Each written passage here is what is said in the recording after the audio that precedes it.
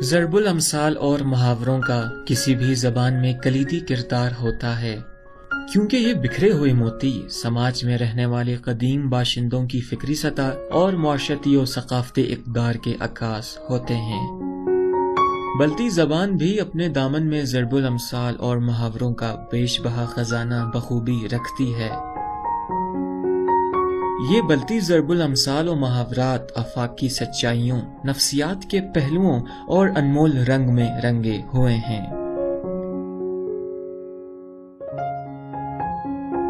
ان بلتی ضرب الامثال و محاورات میں حکمت و دانائی کے کیا کیا راز پوشیدہ ہیں، چلیے جانتے ہیں۔ انمیدی خلاچ ہو، کمزور آدمی کے پھیپڑے بڑے۔ A weak man always has large lungs.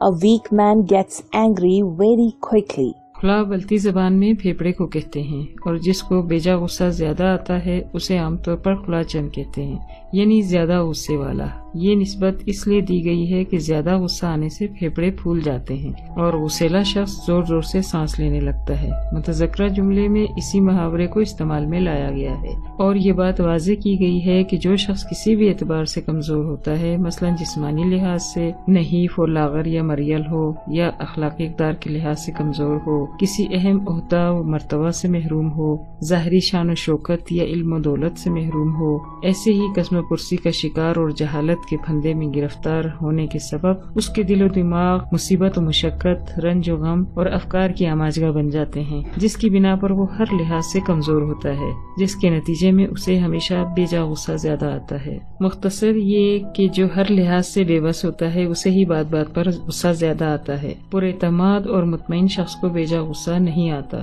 یہ محاورہ کسی آدمی کی تباہ کن نا امیدی اور بے بسی کو ظاہر کرتا ہے۔ مغزن زو مقتم مزر، اجتماعی کھانا کھاؤ، اجتماعی بات نہ کرو۔ Eat in public. Don't speak in public. Baltistan کی مجلسی زندگی میں محفل کا رنگ دیکھ کر بات کرنے کی روایت شروع ہی سے چلی آ رہی ہے۔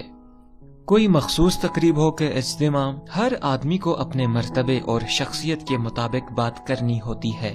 اس سلسلے میں بزرگوں کو فوقیت دی جاتی ہے، ان کے تجربات و مشاہدات سے فیض حاصل کیا جاتا ہے۔ اس ضرب المثل میں یہ نصیحت کی گئی ہے کہ بزرگوں کو نظر انداز کر کے بات نہیں کرنی چاہیے۔ اس جملے سے یہ نتیجہ اخذ کیا جا سکتا ہے کہ کسی بھی مجمع میں بغیر سوچے سمجھے کوئی ایسی بات نہ کی جائے جو کسی بھی فرد کی ناراضگی کا سبب بن سکتی ہو۔ لیکن یہ قدیم دور کی بات ہے، یہ جمہوریت کا دور ہے، اجتماعی بات کرنے کا حق ہر انسان کو حاصل ہے۔ سنین منا خلاص رکوس، دل دیا تھا، پھیپڑا بھی ساتھ لے گیا۔ The heart was given and the lungs were stolen in addition. جب کوئی کسی کے ساتھ اچھائی کرے اور دوسرا آدمی اس شرافت اور نیکی سے ناجائز فائدہ حاصل کرے تو یہ ضرب المثل بولی جاتی ہے۔ سپلبنگ مت نہ تھلبنگ مت، قسمت میں لکھا نہ ہو تو زمین سے کہاں حاصل ہوگا۔ If it is not in the destiny, it won't be on the field. اس جملے میں تقدیر اور قسمت کے بارے میں پرانے نظریات اور سوچ کی ہلکی سی جھلک ملتی ہے، یعنی جو قسمت میں ہو مل جاتا ہے، اگر قسمت میں نہ ہو تو ملنے کے بعد وہ متاع چھن بھی سکتی ہے۔ جب کسی شخص کو کوئی چیز ملتے ملتے رہ جائے یا چیز ہاتھ آئے مگر کسی وجہ سے پھر ہاتھ سے نکل جائے، ایسے موقعوں پر یہ ضرب المثل بولی جاتی ہے۔ یہاں یہ حقیقت واضح کی گئی ہے کہ مقدر مقدم ہے، پھر اسباب و وسائل، بہانے، محنت، سعی و کوشش اور تلاش و جستجو بعد کی باتیں ہیں، جبکہ حقیقت میں جستجو اور محنت ہی اصل تقدیر ہے۔ ایک تقدیر چھن جائے تو آدمی محنت سے 100 تقدیریں بنا سکتا ہے۔ لقبی سنملا خنم بیا، چکنے ہاتھ دیکھ کر فضا میں پرندے بھی منڈلاتے ہیں۔ Even the birds hover in the air for oily hands. If you have wealth, everyone will try to become your friend. مشکل وقت میں کوئی کسی کے کام نہیں آتا، بالخصوص جب انسان تہی دس ہو تو اپنے بھی بیگانے بن جاتے ہیں۔ ہاں، البتہ اگر کوئی آسودہ حال ہو، جس کے گھر میں مال و دولت کی فراوانی ہو، اس سے دوستی کرنے کی ہر ایک کی خواہش ہوتی ہے۔ یہ ضرب المثل مال و زر کو دیکھ کر جھوٹی محبت جتانے والے لوگوں کی نسبت سے بولی جاتی ہے۔ مثبت مفہوم کے حوالے سے یہاں سخاوت اور ایثار و قربانی کے نتائج کی نشاندہی بھی کی گئی ہے کہ جس کے ہاتھ کھلے ہوں لوگ اس کے ہاتھ میں گرفتار ہوتے ہیں، اور جس کی مٹھی بند ہوتی ہے لوگ کبھی بھی اس کے ہاتھ نہیں آتے۔